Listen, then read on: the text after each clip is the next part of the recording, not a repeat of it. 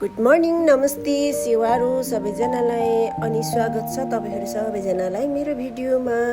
आज चाहिँ हाम्रो फिलिपिनो सिस्टरले हामीलाई उहाँकै पाराले करी बनाएर खुवाउँदै छिन्। सो यो करी चाहिँ यस्तो मिठो हुँदो रहेछ है।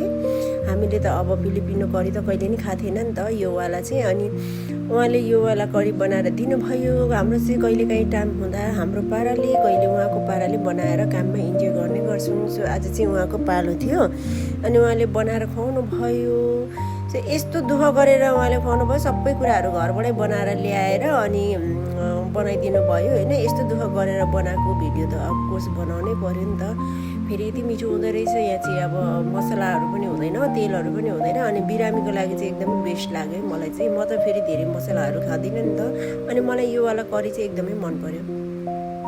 अनि साथीहरू तपाईँहरू पनि ट्राई गर्दा हुन्छ है, यो चाहिँ एकदमै मिठो हुँदो रहेछ। यसमा चाहिँ करेला हालेको छ अनि सेतो बोडी अनि मासु अनि इस्कुसको मुन्टा, तर यसको ठाउँमा अरू नै हाल्न पनि मिल्छ है त।